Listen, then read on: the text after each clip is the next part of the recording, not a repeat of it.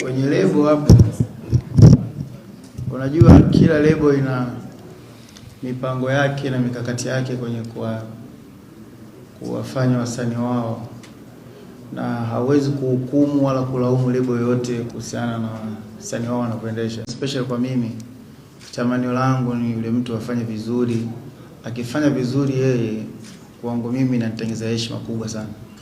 Kidogo nimemsaini msanii afu msanii akafanya vizuri kwa mkubwa, kwangu mimi ni heshima kubwa kuliko taila ninaoingiza yule msanii baba katika shughuli za kila siku. Kwa tunawekeza nguvu, akili, mawazo. Inaonekana tu kama msanii, lakini nyuma wasanii lebo tunakuwa tunaweka the way mtu anavomwekea brand yako mbele. Kama mimi nadhani wengi wao wana mifano, nachaga shughuli zangu, page yangu inaweza kubadilika ikawa page kama ya msanii, kumnyanyua mtu kutoka sehemu fulani kufika sehemu fulani. Sasa sisi tumepata bahati moja ambayo namshukuru Mwenyezi Mungu katika kila msanii ambao tumemtambulisha kwa kazi tulioifanya, kushirikiana na yeye, waandishi wa habari na mashabiki, watu wamempokea vizuri, amefanya vizuri. Na kwa bahati pia nzuri, wasanii wengi ambao kwetu sisi walikuwa wameanza kutoka kwa independent walikuwa tayari washafika kwenye mafanikio mazuri. Kwa mtu anaona kama sasa hivi nilipofika sasa, lebo nashukuru, naomba sasa nianze kujisimamia mwenyewe. Kwa hiyo akitoka pale, kwa nini anaweza kufanya vizuri? Kwa sababu Wasafi sio tu lebo. Nadhani watu kitu ambacho wakijua Wasafi, niseme watu wakija pale kama wako pengine darasani. Watu wengi nje wana imani yao, wanazaniaga mimi ni wasanii sio kuandikia nyimbo. Mimi nimeandika nyimbo za wasanii wengi ambao nyinyi hamjui. Wasanii wengi wa Wasafi, kila mtu akija pale kiuliza mimi na yeye nani kamwandikia mwenzie nyimbo, kana watawaambia unaweza kuchukua mfano. Sio vizuri, ila nyingi sana ni kana wao sio vizuri kuzungumza, kwa sababu anakuwa kama hapa na watu kitu kimoja ambacho watu wakielewi, hata wengine sio Wasafi pia. Sometimes wanaonaga wenyewe wanazungumza, yani mimi niko tu hivyo, siwezi nikafika studio nikakuta nyimbo yako kuna sema iko safi nikakuacha tu hivyo, nitakusaidia alafu nitaacha. Muona kwa ukisema usiposema sitaki kwenda kuzungumza. Miongoni mwa vitu ambavyo nadhani watu wengi hawavifahamu, nadhani yani mimi strength yangu imetokana kwanza na kuandika. Yani mimi kama mwanamuziki, mimi sio mwanamuziki tu avoko. Sio mwanamuziki hiyo. Yani mimi nikishika peni naweza kuandikia nyimbo yote, naweza nikakuandikia bolingo, naweza nikakuandikia R&B, nikakuandikia kibokata, nikakuandikia hip hop, nikakuandikia mapiano. Na kila muziki najua ni uandike vipi. Yani kama hii nyimbo inaitwaje? Inaitwa Salama na nani na Barnaba. Hapa nimeachana na mtu, ngoja nimshindilie maneno ya lawama. Yani unajua hivyo. Ikifika kwenye piano siwezi kuandika kitu cha serious kwa sababu piano haitaki vitu serious. Unamletea serious nani kwenye piano? Taandika makuzi, vitu ambavyo mtu akisikia atafurahi, atapata vibe. Sasa kutoka kwangu kiandika nyimbo ya mapenzi ya kuumizwa, nitaandika nyimbo kama Kamwambie.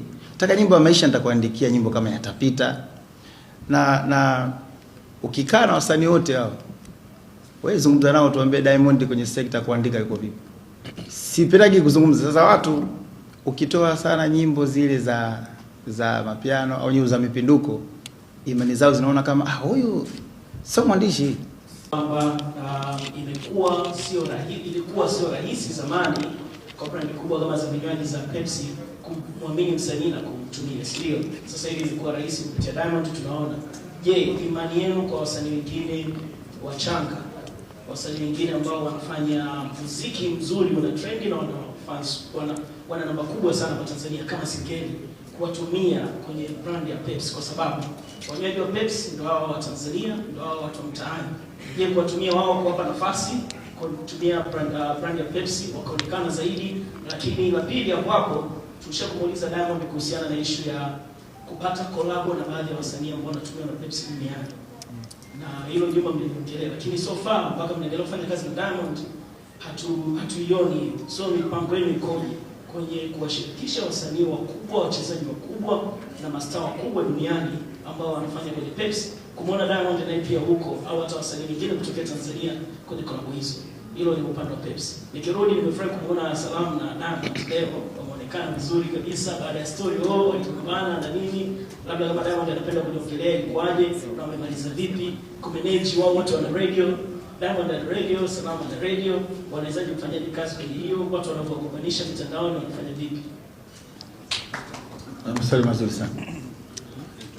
Nikianzia kwenye Pepsi pia nitawajibia kuna kipande kidogo. Unajua uhalisia wa ukweli, sisi tuna tabia moja. Unapopata nafasi yoyote lazima ikazae matunda. Lazima ukazae matunda, kwa sababu sio tu kwa sababu unajua kuna wachezaji, sio kwa sababu unajua kuna muziki ukataka umefanya kazi na Pepsi leo kesho uingie pale, umejiandaa. Unaelewa hivyo? Sisi tunapendaga kama tukikutana na mtu fulani tukifanya project iwe ni yenye mafanikio. Kwa hiyo ni kuambia ukweli wa haki kabisa, wachezaji, wanamuziki, hizo access zote sisi Pepsi wametupa sana. Labda niwaambie partnership yetu sisi na Pepsi. Pepsi mimi washanambia paka ni wanitengeze cheni ya Pepsi. Na sio hela ndogo, hela nyingi sana. Cheni za almasi, hela nyingi inakuwa. Kwa hiyo kwenye access hizi ni kitu kidogo sana. Lakini lazima tuzitumie katika namna ambazo baada ya kuzitumia zilete matunda. Kwa ni sisi kama Debo kujikamilisha kama mtu fulani tunataka tufanye jambo fulani. Tufanye jambo fulani. So tukiwa tumejikamilisha kwa hiyo tutafanya. Tukija katika Mendes na Diamond, sisi kwanza kila siku tunasafiri, sio tu leo mnatuona kila siku. Na kwenye jambo lote lenye mafanikio hapakosi maneno ya watu, lazima tukubaliane nayo hayo. Lakini pia kwa jambo lote mafanikio, kuvurugana tu ndani ni jambo la kweli, mtavurugana tu. Ila sisi hatujui kuwa na mivurugano wa kijinga. Mivurugano yetu ni tunafanyaje tufike mbali. Yaani sisi tunaweza kwa mivutano, naweza kanitafuta siku nzima anipate. Kama nikapatikane kwenye zile, unajua hivyo. Lakini kumbe hapa niko na rekodi. Yaani unaelewa hivyo, hatunaga mivurugano ambayo haina mantiki. Ni mivurugano ya kimaendeleo au mipishano ya kimaendeleo, sio tu no. Umeona sisi kwa mfano vyombo vyetu ni vyombo, yani vyombo familia, vyombo rafiki. Na unaona kunapokuwa kwa vyombo sisi especially kama mimi kwangu ni faida zaidi, kwa sababu na chombo kingine ambacho nina guarantee nacho kwa namna moja au nyingine kitanibeba, kitanijenga. Kibinadamu ndio kwa hivyo. Yaani itanifichia madhaifu yangu, itanifichia aibu yangu. Sasa sisi binadamu sio muda wote tunapatia. Unaelewa hivyo? Kwa mnapoongeza vyombo maana yake mnaongeza nguvu, mnaongeza mafanikio.